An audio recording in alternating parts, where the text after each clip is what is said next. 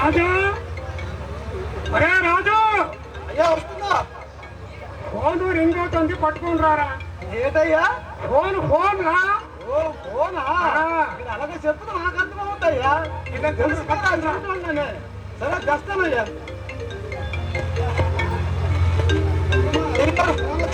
Phone ఏంటి రాలేదు, ఏదో మెల్లి కవర్ చేయాలి వెళ్ళి. అది కానీ ఫోన్ ఏంటి రాలేదయ్యా. వచ్చిందిరా, నువ్వు వెళ్ళేసరికి కట్ అయిపోయింది. సరే వెళ్ళి పని చూసుకో. అదే నాకు తెలియదయ్యా. సరే వెళ్ళి పని చూసుకో. సరే సరేనయ్యా. నమస్కారం కాబోయే ప్రెసిడెంట్ గారు.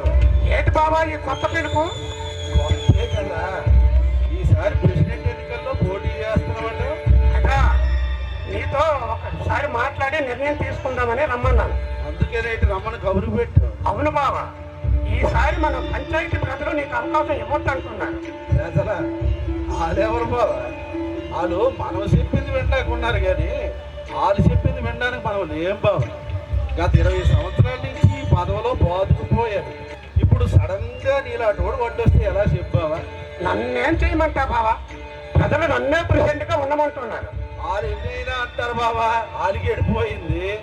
ఈ రాజకీయం ముందు చూసా బాబా, మురుగు కాలం లాంటిది.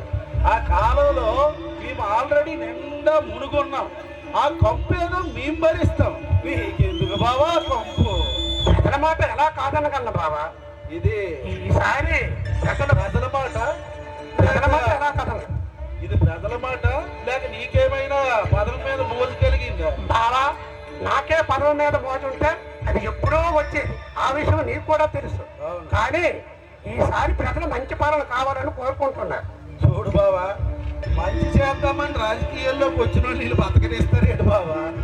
బావా, మంచి చేద్దామని రాజకీయాల్లోకి వచ్చిన వాళ్ళు వీళ్ళు బతకనిస్తారా? అందుకే మంచి వాళ్ళందరూ రాజకీయాలకు దూరంగా ఉన్నారు బాబా.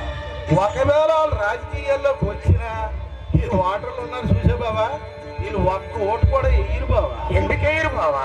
ఎందుకు వేయరంటే ఎలక్షన్ టైంలో మేము ఇచ్చిన డబ్బులకి, మేము ఇచ్చే ఉచిత పథకాలకి, తాయిలాలకి వాళ్ళు ఓట్లు అమ్ముకుంటారు బాబా. ఓటర్లలో మార్పు వచ్చింది బావా. ఇప్పుడు మార్ప ఈ ఓటర్లలోనా బాబా? ఈ ఓటర్లు ఏంటి ఇప్పుడు పుట్టారేంటి బాబా? ఆ రోజుల్లో మా తాత కమ్ముడు పోయి మా తాతకు పదవి ఇచ్చారు. ఆ తర్వాత మా నాన్న కమ్ముడు పోయి మా నాన్నకు పదవి ఇచ్చారు. ఇప్పుడు నా కమ్ముడు పోయి నాకు పదవి ఇచ్చారు. రేపు పొద్దున ఆ కొడుక్కి, ఆడి కొడుక్కి అలాగే అమ్ముడు పోయి పదవులు ఇస్తూనే ఉంటారు బాబా. వాడు ఇప్పుడు మేల్కొన్నారు బావా. మేల్కోడు బా. ఈ ఓటర్లా చూడు బాబా, మేము విసిరిన ఉచిత పథకాల మత్తులో ఉన్నారు బాబా. ఆ మత్తు వాళ్ళకి జీవితాంతం వదలదు బాబా. మేము ఎన్ని సెట పనులు చేసినా ఎన్నికలు వచ్చేటప్పుడు ఏదో ఒక చిన్న మంచి పని చేస్తాం. ఆ మంచి పని చూసి వాళ్ళు ఓట్లు గుర్తిస్తారు బాబా. బావా, మంచి పని చేస్తే ఓట్లు వేస్తారని తెలిసినప్పుడు మంచిగా చేయొచ్చు కదా బావా. మంచి మాత్రమే చేస్తే మనం మసి అయిపోతాం బాబా. ఎన్నికల టైంలో వాళ్ళు కొనుక్కోవాలంటే మన దగ్గర డబ్బులు ఉండాలి కదా. మంచి చేస్తే డబ్బులు ఎలాగొస్తాయి బాబా? మరి ఎందుకు ఈ ప్రజలు నన్ను ప్రెసిడెంట్ గా ఉండమంటున్నారు? అదే కదా నాకు అర్థం అవ్వట్లేదు. నువ్వా గట్టిగా మాట్లాడలేవు, పనులా చేయించుకోలేవు, ఇల్లులా తెప్పించుకోలేవు. నీలా తోడుకు ప్రెసిడెంట్ పదవి ఇస్తే నీకున్న ఆస్తులు అమ్ముకోవాల్సి వస్తుంది బాబా. రాజకీయాల్లో బాగా అరిచేరిపోయావు బావా. నేనా? నాకన్నా మహాబాహులు చాలా మంది ఉన్నారు బాబా. పోనీ ఈసారి ఆ ప్రజలు వద్దంటున్నారు, మానివచ్చు కదా బావా. చుట్టూ తిరిగి మళ్ళీ అక్కడికే వస్తున్నాం బాబా. బాబా, ఈ పదవిలో ఏటుందో తెలియదు కానీ బాబా, ఆ పదవి లేదనుకో చచ్చిపోయినట్టు అవుతుంది బాబా. అంత మాట ఎందుకులే బాబా, ఈసారి నువ్వే నిలబడు. నిజమా బాబా? నిజమే బాబా. మరి వాటర్లు వాళ్ళకి నేనేదో సర్ది చెప్పుకుంటాను బాబా. కానీ ఒక్క మాట గుర్తు పెట్టుకో బాబా. ఏంటి బాబా?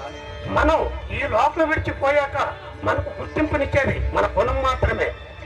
దాని మీద మన ముందు తరాల జీవితాలు ఆధారపడి ఉంటాయి. అందుకే మీరు ప్రజలకు మంచి చేస్తే ప్రతి ఎలక్షన్లోనూ మిమ్మల్నే గెలిపిస్తారు. ప్రచారం కూడా అక్కర్లేదు. అందుకే మంచి పాలన చెయ్యి బాబా.